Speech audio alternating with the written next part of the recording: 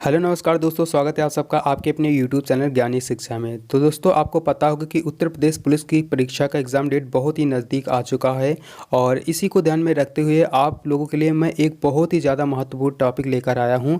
और इस वीडियो में मैं आप लोगों के लिए 20 प्रश्न लेकर आया हूँ और इसी वीडियो में मैं आपको इन 20 प्रश्नों को जो है टिक से याद भी करा दूँगा, ताकि आपका एग्ज़ाम का जो नंबर है वो और भी बेहतर हो सके और तुरंत आप देख के जो है टिक मार सको। तो आप लोग के लिए बहुत ही ज़्यादा इंपॉर्टेंट वीडियो होने वाली है। सो आप लोग इस वीडियो को जो है लास्ट तक ज़रूर देखना और इसका मैं सेकंड पार्ट भी वीडियो लेकर आऊँगा। तो इस वीडियो को जो है पूरा ज़रूर देखना। तो चलिए हम इस वीडियो को शुरू करते हैं। तो पहला प्रश्न है, कलिंग पुरस्कार किस क्षेत्र से संबंधित है? और कलिंग पुरस्कार की शुरुआत वर्ष 1952 में जो है किया गया था। सो इस प्रश्न का राइट आंसर हो जाएगा ऑप्शन नंबर ए, विज्ञान के क्षेत्र में। सो अब हम बात करते हैं इसको लंबे समय तक आपको कैसे याद रखना है कि आपके एग्जाम में यहाँ से अगर प्रश्न पूछ लिया जाए तो आप ऑप्शन देख के तुरंत कैसे टिक मार सकते हो विदाउट एनी कन्फ्यूजन के। देखो आप ध्यान से देखना, तो यहाँ पे आप देखोगे तो यहाँ पे एक शब्द आ रहा है कलिंग।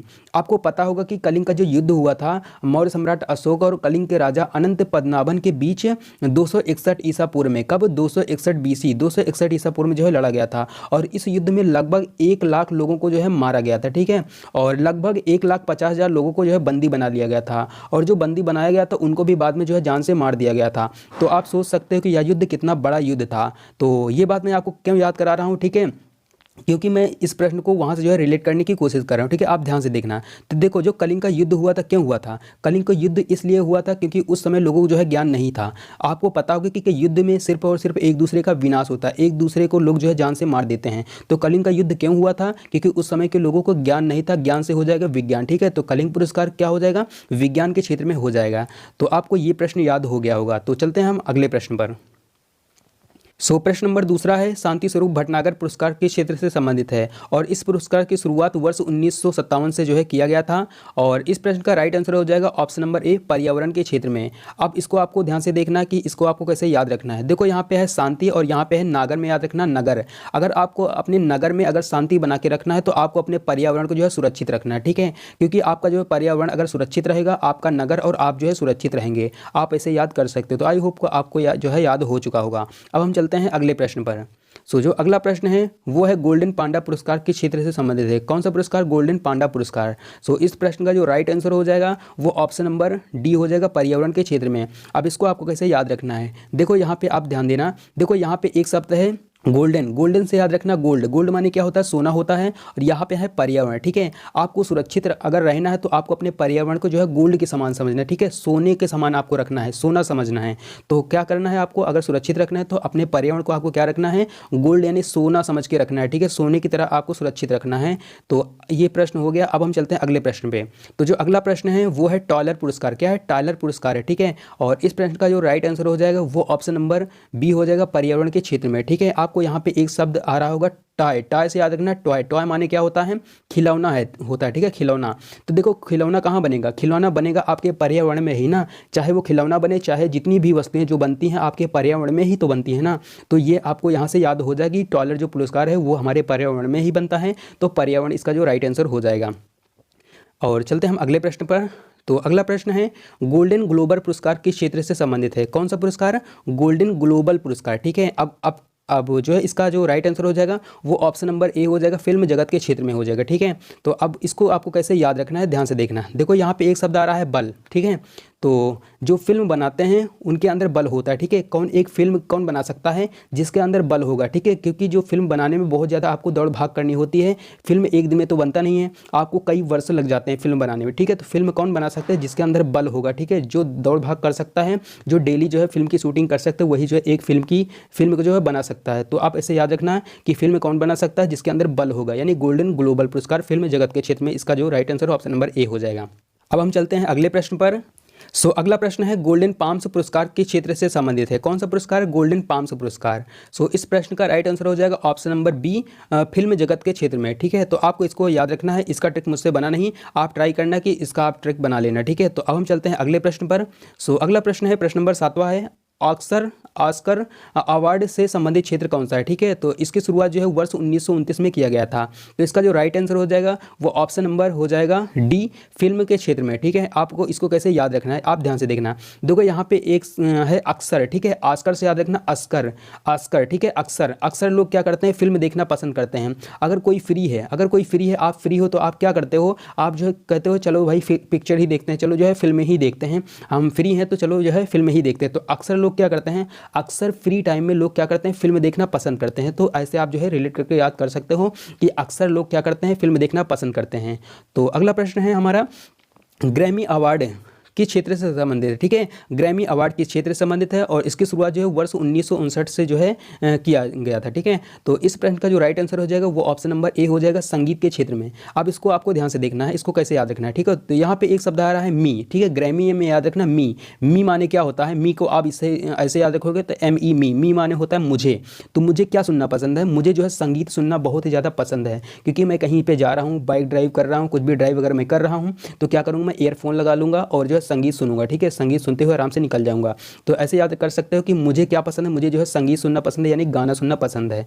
तो अगला प्रश्न हमारा प्रश्न नंबर 9 है, एमी अवार्ड किस क्षेत्र से संबंधित। ठीक है, एमी अवार्ड किस क्षेत्र से संबंधित है? तो इस प्रश्न का जो राइट आंसर हो जाएगा वो ऑप्शन नंबर हो जाएगा बी, टेलीविजन के क्षेत्र में। ठीक है, अब इसको कैसे याद रखना है, देखो एमी, एमी से याद रखना अम्मी, एमी से क्या याद रखना, अम्मी, अम्मी यानी कि मम्मी। ठीक है, अपनी अम्मी के लिए आप क्या लगवा दो, अपनी अम्मी के लिए आप जो है टेलीविज़न लगवा दो, यानी टीवी लगवा दो अपने घर में। क्या लगवा दो, टेलीविज़न को आप लिखोगे तो टीवी होगा। ठीक है, तो अपनी अम्मी के लिए आप क्या लगवाओगे, टीवी लगवाओगे, कि आपकी अम्मी आराम से शौक से जो है बैठ के टीवी देखे। ठीक है, आपको काम नहीं करवाना है ना, आप ऐसे जो है याद कर सकते हो। तो ये याद हो गया होगा। अब हम चलते हैं अगले प्रश्न पर। तो जो अगला प्रश्न है, टोनी पुरस्कार किस क्षेत्र से संबंधित है? ठीक है, टोनी पुरस्कार किस क्षेत्र में दिया जाता है? तो इसका जो राइट आंसर हो जाएगा ऑप्शन नंबर डी हो जाएगा, थिएटर के क्षेत्र में। इसको कैसे याद रखना है, देखो एक यहाँ पे एक लड़का है टोनी। ठीक है, टोनी जो लड़का है वो बहुत ज़्यादा टर टर करता है, यानी कि बहुत ज़्यादा बोलता है, टर टर करता है यानी बहुत ज़्यादा बोलता है। तो टोनी पुरस्कार टर टर यानी बहुत ज़्यादा बोलता है, तो थिएटर के क्षेत्र में हो जाएगा। और अगला प्रश्न है बोरलॉग पुरस्कार। ठीक है, बोरलॉग पुरस्कार और किस क्षेत्र से यह संबंधित है? तो इसकी शुरुआत जो है हुआ था जो है 1973 में, वर्ष 1973 में जो है बोरलॉग पुरस्कार की शुरुआत किया गया था। ठीक है, तो इस प्रश्न का जो राइट आंसर हो जाएगा वो ऑप्शन नंबर सी हो जाएगा, कृषि के क्षेत्र में। इसको आपको कैसे याद रखना है, देखो यहाँ पे है बोरलॉग। ठीक है, लोग बोर हो जाते हैं, लोग क्या हो जाते हैं, लोग बोर हो जाते हैं कृषि करके, लोग बोर हो जाते हैं कृषि कर करके लोग बोर हो जाते हैं, क्योंकि कृषि करने में बहुत ज़्यादा आपको हार्ड वर्क करना होता है, बहुत ज़्यादा मेहनत लगता है, तब जो है जाके फसल तैयार होती है। ठीक है, तो लोग बोर हो जाते हैं क्या करके, कृषि करके लोग जो है बोर हो जाते हैं। तो अगला प्रश्न है हमारा, ज्ञानपीठ पुरस्कार किस क्षेत्र से संबंधित? ठीक है, ज्ञानपीठ पुरस्कार, और इस पुरस्कार की जो शुरुआत हुआ था वर्ष 1965 में हुआ था। और इस प्रश्न का जो राइट आंसर हो जाएगा वो ऑप्शन नंबर सी हो जाएगा, साहित्य के क्षेत्र में। अब इसको कैसे आपको याद रखना है, ये बहुत ही ज़्यादा इंपॉर्टेंट है। ठीक है, बहुत ही ज़्यादा इंपॉर्टेंट है ज्ञानपीठ पुरस्कार। इसको कैसे याद रखना है, देखो यहाँ पे एक शब्द है ज्ञान। ठीक है, ज्ञान, आप ज्ञान क्यों अर्जित करते हो, ज्ञान क्यों अर्जित करते हो? ठीक है, आप ज्ञान अर्जित कर रहे हो, पढ़ाई लिखाई इतना कर रहे हो, तो आप यहाँ पे इसका ऑप्शन नंबर जो है सी राइट है, साहित्य। तो आप इसको याद रखना कि हित, साहित्य में आप याद रखना हित, आप अपनी हित के लिए, अपनी हित के लिए आप जो है पढ़ रहे हो। ठीक है, पढ़ रहे हो, लिख रहे हो अपनी हित के लिए, किसी अन्य के हित के लिए नहीं, अपनी खुद के हित के लिए, अपने को अच्छा बनाने के लिए आप ज्ञान अर्जित कर रहे हो। ठीक है, तो ज्ञानपीठ पुरस्कार आप ज्ञान क्यों ले रहे हो, अपने हित के लिए, यानी साहित्य यानी अपने हित के लिए आप जो है ज्ञान ले रहे हो। ठीक है, तो ये याद हो गया होगा। और अगला प्रश्न है हमारा, सरस्वती पुरस्कार, सरस्वती पुरस्कार से संबंधित क्षेत्र कौन सा है? और इसका शुरुआत जो हुआ था वर्ष 1991 में। सो इस प्रश्न का जो राइट आंसर हो जाएगा वो ऑप्शन नंबर हो जाएगा बी, साहित्य के क्षेत्र में। ठीक है, तो आपको इसको कैसे याद रखना है, देखो यहाँ पे एक शब्द है सर। सर, कोई एक लड़का है, या आप खुद को मान लो, आप अपने सर से क्या बोल रहे हो, सर मैं अपने हित के लिए पढ़ाई कर रहा हूँ। आपसे पूछ रहा है आपका टीचर जो है, आपका सर पूछ रहा है कि आप क्यों पढ़ाई कर रहे हो, आप क्यों पढ़ाई कर रहे हो? तो आप क्या बोल रहे हो, सर मैं अपने हित के लिए, अपने हित के लिए जो है पढ़ाई कर रहा हूँ। तो क्या करने के लिए, सर यानी सरस्वती पुरस्कार, सर मैं अपने हित के लिए पढ़ाई कर रहा हूँ। तो ये आपको याद हो गया होगा। ठीक है, तो जो अगला प्रश्न है, मूर्ति सम्मान पुरस्कार किस क्षेत्र में जो है दिया जाता है? और इसकी शुरुआत जो है वर्ष 1961 में किया गया था। सो अब इसको कैसे आपको याद रखना है, देखो यहाँ पे है मूर्ति देवी, इसको कैसे आपको याद रखना है वो आप बहुत ध्यान से देखना है। सो इस प्रश्न का जो राइट आंसर हो जाएगा ऑप्शन नंबर सी हो जाएगा, साहित्य के क्षेत्र में। ठीक है, देखो मूर्ति देवी, आप मूर्ति या देवी देवताओं की पूजा क्यों करते हो, मूर्ति या देवी देवताओं की पूजा क्यों करते हो? अपने हित के लिए अपने हित के लिए करते हो ना। ठीक है, साहित्य में आपको इतना याद रखना है, हित, हित, साहित्य में एक रूट वर्ड पकड़ लो कि हित, ठीक है, हित आपको याद रखना है। कि मूर्ति देवी, आप मूर्ति या फिर देवी देवताओं की पूजा क्यों करते हो? अपने हित के लिए करते हो ना, अपने को बेहतर बनाने के लिए कि मैं भविष्य में कुछ अच्छा करूं, अपने हित के लिए आप जो है मूर्ति या देवी देवताओं की पूजा करते हो। ये आपको याद हो गया होगा। सो अगला प्रश्न है दादा साहेब फाल्के पुरस्कार किस क्षेत्र से संबंधित, ठीक है, और इस पुरस्कार की शुरुआत वर्ष 1969 में किया गया था। सो इस प्रश्न का जो राइट आंसर हो जाएगा वो ऑप्शन नंबर हो जाएगा ए, फिल्म के क्षेत्र में, ठीक है। अब इसको कैसे आपको याद रखना है, देखो यहाँ पे है दादा, ठीक है, आपके दादा हैं, आपके दादा बूढ़े हो चुके हैं और वो काम वाम नहीं कर पाते, ठीक है। तो आपको क्या करना है, वो जो आपके दादा हैं वो जो है फिल्म देखना पसंद करते हैं, बस उनको एक चेयर दे दो और बैठा दो, वो एक साहब की तरह आपके दादा क्या करेंगे, पिक्चर देखते रहेंगे, ठीक है, क्योंकि वो जो है काम वाम तो कर नहीं पाते हैं। इसको ऐसे आपको याद रखना कि आपके दादा को क्या देखना पसंद है, फिल्म देखना पसंद है, ठीक है। दादा साहेब फाल्के पुरस्कार फिल्म के क्षेत्र में हो जाएगा। सो अगला प्रश्न है अर्जुन पुरस्कार किस क्षेत्र में दिया जाता है, ठीक है, और इसकी शुरुआत जो है वर्ष 1961 में किया गया था। सो इस प्रश्न का राइट आंसर हो जाएगा ऑप्शन नंबर ए, खेल के क्षेत्र में। इसको आपको ज़्यादा कुछ नहीं इसमें परेशान होना है। देखो यहाँ पे है अर्जुन, देखो अर्जुन द्रोणाचार्य है ना, आपको ऐसे याद रखना है कि अर्जुन द्रोणाचार्य हैं, वो जो है एक खिलाड़ी थे, ठीक है, क्या थे, वो एक खिलाड़ी थे, अर्जुन द्रोणाचार्य एक खिलाड़ी थे, तो अर्जुन पुरस्कार खेल के क्षेत्र में हो जाएगा।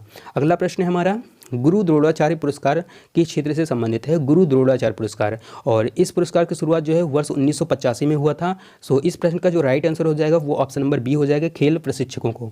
इसको कैसे याद रखना है, देखो जो गुरु होते हैं ना, गुरु कौन होते हैं, गुरु आपके टीचर होते हैं ना, टीचर को क्या बोलते हैं हिंदी में, शिक्षक बोलते हैं, क्या बोलते हैं, शिक्षक बोलते हैं। तो गुरु द्रोणाचार्य पुरस्कार क्या हो जाएगा, खेल प्रशिक्षकों को हो जाएगा। गुरु से याद रखना टीचर, आपको जो टीचर होते हैं वो आपके गुरु होते हैं, ठीक है। तो गुरु यानी टीचर क्या बोलते हैं, शिक्षक बोलते हैं, तो खेल प्रशिक्षकों को ये हो जाएगा। और अगला पुरस्कार है हमारा मैन बुकर पुरस्कार, कौन सा है, मैन बुकर पुरस्कार, ये भी जो है बहुत ही ज़्यादा इंपॉर्टेंट है, और इस पुरस्कार की शुरुआत जो है वर्ष 1969 में हुआ था। और इस प्रश्न का जो राइट आंसर हो जाएगा वो ऑप्शन नंबर सी हो जाएगा, साहित्य के क्षेत्र में, ठीक है, साहित्य के क्षेत्र में हो जाएगा। इसको कैसे आपको याद रखना है, देखो मैन माने होता है आदमी, मैन माने क्या होता है, आदमी होता है, कोई आदमी जो है, कोई आदमी अपने हित के लिए सब कुछ करता है ना, अपने को बेहतर बनाने के लिए करता है। अगर वो पढ़ाई कर रहा है, पढ़ाई लिखाई कर रहा है, तो क्या कर रहा है, वो अपने हित के लिए, अपने को बेहतर बनाने के लिए पढ़ाई कर रहा है ना, तो मैन बुकर पुरस्कार साहित्य के क्षेत्र में हो जाएगा। अगला जो प्रश्न है पुलित्जर पुरस्कार किस क्षेत्र में जो है प्रदान किया जाता है, तो इसका जो शुरुआत हुआ था वर्ष 1917 में हुआ था। सो इस प्रश्न का जो राइट आंसर हो जाएगा वो ऑप्शन नंबर ए हो जाएगा, पत्रकारिता के क्षेत्र में, ठीक है। अब इसको कैसे आपको याद रखना है, देखो पुलित्जर में याद रखना कि जड़ से याद रखना, जड़ को ही जड़ बोलते हैं, ठीक है। देसी लैंग्वेज में गाँवों में जो है, गाँवों में बोला जाता है जड़ को जड़ ही बोलते हैं, ठीक है। तो जड़ याद रखना कि जड़ यानी जड़, तो जो पत्रकारिता यानी कि जो मीडिया वाले होते हैं, मीडिया वाले को ही पत्रकारिता बोलते हैं, ठीक है। तो जो मीडिया वाले होते हैं वो प्रश्न जड़ तक पहुँचते हैं, कहाँ तक पहुँचते हैं, जड़ तक पहुँच जाते हैं, प्रश्न पूछते पूछते पूरी जड़ तक जो है प्रश्न पूछ लेते हैं, ठीक है। तो कौन पूछता है जड़ तक पुरस्कार, तो जड़ याद रखना कि पत्रकारिता यानी मीडिया वाले जड़ तक जो है प्रश्न पूछ लेते हैं। सो ये प्रश्न आपको याद हो गया होगा। तो अब हम चलते हैं प्रश्न, और यह प्रश्न है जो है नोबेल पुरस्कार के क्षेत्र से संबंधित है, ठीक है। और इस पुरस्कार की शुरुआत वर्ष जो है 1901 में हुआ था, और ये भी पुरस्कार जो है बहुत ही ज़्यादा इंपॉर्टेंट है, ठीक है, ये भी जो है बहुत ही ज़्यादा इंपॉर्टेंट है। सो इस प्रश्न का जो राइट आंसर हो जाएगा ऑप्शन नंबर 6 हो जाएगा, ठीक है, ऑप्शन नंबर डी हो जाएगा, 6 क्षेत्रों में, ठीक है। वो 6 क्षेत्र कौन कौन से हैं, शांति, साहित्य, भौतिक, रसायन, चिकित्सा विज्ञान और अर्थशास्त्र, ठीक है। ये 6 क्षेत्रों में ये जो है प्रदान किया जाता है। अब इसको कैसे आपको याद रखना है, ठीक है, इसको कैसे याद रखना है, बहुत ध्यान से देखना। देखो यहाँ पे है शब्द नोबेल से याद रखना नौबेल, बेल माने होता है घंटी, और नौबेल क्या याद रखना, नौ यहाँ पे बनाओगे कैसे बनेगा, नौ ऐसे ही तो बनेगा ना, नौबेल, नौ को आप उल्टा करो, नौ को आप जब उल्टा करोगे तो ऐसे बनेगा ना, तो नौ को जब उल्टा करोगे तो 6 बन जाएगा, ठीक है। तो याद रखना कि नोबेल पुरस्कार जो है 6 क्षेत्रों में दिया जाता है, ठीक है, नोबेल पुरस्कार 6 क्षेत्रों में दिया जाता है, 9 को उल्टा करोगे तो ये 6 बन जाएगा। तो आई होप कि आपको सभी के सभी प्रश्न जो है याद हो गए होंगे। तो इस वीडियो में बस इतना ही, और इन 20 प्रश्नों में आपका स्कोर क्या है आप कमेंट बॉक्स में ज़रूर कमेंट कीजिएगा। और एक ट्रिक वीडियो बनाने में आपको याद करने में कितना ज़्यादा मेहनत लगता है, इसलिए आप लोग इस जो वीडियो को जो है अधिक से अधिक शेयर कीजिए और वीडियो को लाइक कीजिए। और अभी तक आप चैनल को सब्सक्राइब नहीं किए हो तो चैनल को सब्सक्राइब करके बेल आइकन को ऑन ज़रूर कर लीजिएगा, क्योंकि मैं आप लोगों के लिए ऐसी ट्रिक वीडियो जो है डेली लाता रहता हूँ। सो इस वीडियो में बस इतना ही, फिर मिलते हैं किसी अगली वीडियो में।